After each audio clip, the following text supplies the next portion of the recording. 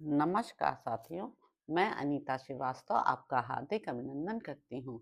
महर्षि वेदव्यास द्वारा रचित महाभारत के 121वें अध्याय में आज का प्रसंग है पांडु का कुंती को समझाना और कुंती का पति की आज्ञा से पुत्रोत्पत्ति के लिए धर्म देवता का आवाहन करने के लिए उद्यत होना। वैशंपायन जी कहते हैं, जन्मेजय, कुंती के यूं कहने पर धर्मज्ञ राजा पांडु ने देवी कुंती से पुनः यह धर्मयुक्त बात कही। पांडु बोले, कुंती, तुम्हारा कहना ठीक है। पूर्व काल में राजा वीरश्रिताश्व ने जैसा तुमने कहा है वैसा ही किया था।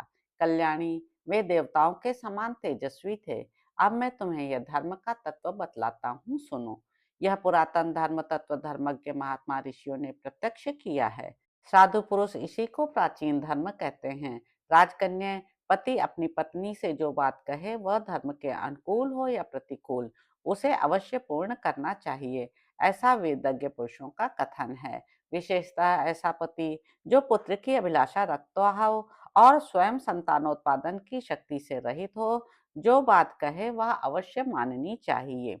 निर्दोष अंगों वाली शुभ लक्षणें, मैं चूंकि पुत्र का मुंह देखने के लिए लालायित हूँ, अतएव तुम्हारी प्रसन्नता के लिए मस्तक के समीप यह अंजलि धारण करता हूँ, जो लाल लाल उंगलियों से युक्त तथा कमल दल के समान सुशोभित है। सुंदर केशों वाली प्रिय, तुम मेरे आदेश से तपस्या में बढ़े चढ़े हुए किसी श्रेष्ठ ब्राह्मण के साथ समागम करके गुणवान पुत्र उत्पन्न करो। सुश्रोणी, तुम्हारे प्रयत्न से मैं पुत्रवानों की गति प्राप्त करूं, ऐसी मेरी अभिलाषा है। वैशंपायन जी कहते हैं, जन्मेजय, इस प्रकार कही जाने पर पति के प्रिय और हित में लगी रहने वाली सुंदरांगी कुंती शत्रुओं की राजधानी पर विजय पाने वाले महाराज पांडु से इस प्रकार बोली। भरत से क्षत्रिय शिरोमणि, स्त्रियों के लिए यह बड़े अधर्म की बात है कि पति ही उनसे प्रसन्न होने के लिए बार बार अनुरोध करे, क्योंकि नारी का ही यह कर्तव्य है कि वह पति को प्रसन्न रखे। महाबाहो, आप मेरी यह बात सुनिए, इससे आपको बड़ी प्रसन्नता होगी। बाल्यावस्था में जब मैं पिता के घर थी, मुझे अतिथियों के सत्कार का काम सौंपा गया था। वहां कठोर व्रत का पालन करने वाले एक उग्र स्वभाव के ब्राह्मण की, जिनका धर्म के विषय में निश्चय दूसरों को अज्ञात है तथा जिन्हें लोग दुर्वासा कहते हैं, मैंने बड़ी सेवा शुश्रूषा की। अपने मन को संयम में रखने वाले उन महात्मा को मैंने सब प्रकार के यत्नों द्वारा संतुष्ट किया। तब भगवान दुर्वासा ने वरदान के रूप में मुझे प्रयोग विधि सहित एक मंत्र का उपदेश दिया और मुझसे इस प्रकार कहा, तुम इस मंत्र से जिस जिस देवता का आवाहन करोगी, वह निष्काम हो या सकाम निश्चय ही तुम्हारे अधीन हो जाएगा। राजकुमारी, उस देवता के प्रसाद से तुम्हें पुत्र प्राप्त होगा।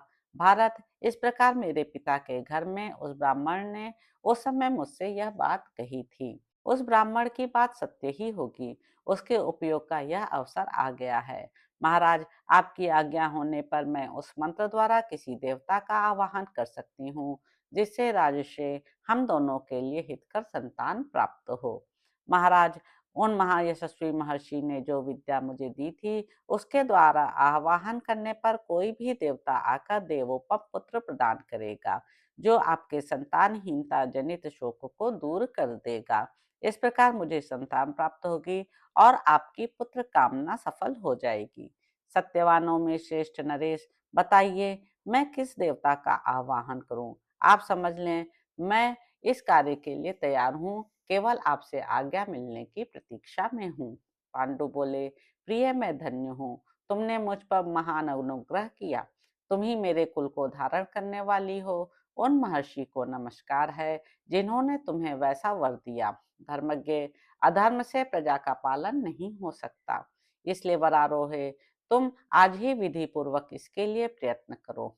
शुभे, सबसे पहले धर्म का आह्वान करो, क्योंकि वे ही संपूर्ण लोकों में धर्मात्मा हैं। हमारा धर्म कभी किसी तरह अधर्म से संयुक्त नहीं हो सकता। वरारोहे, लोग भी उनको साक्षात धर्म का स्वरूप मानता है। धर्म से उत्पन्न होने वाला पुत्र कुरुवंशियों में सबसे अधिक धर्मात्मा होगा, इसमें संशय नहीं है।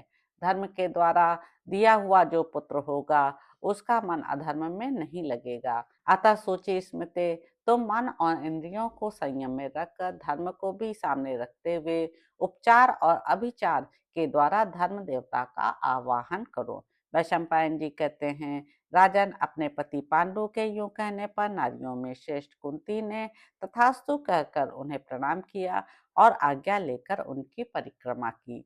तो इस प्रकार साथियों, आदि पर्व के अंतर्गत संभव पर्व में कुंती को पुत्रोत्पत्ति के लिए आदेश विषयक 121वां अध्याय पूरा हुआ। इसके अगले अंक में आप जानेंगे कि युधिष्ठिर, भीम और अर्जुन की उत्पत्ति।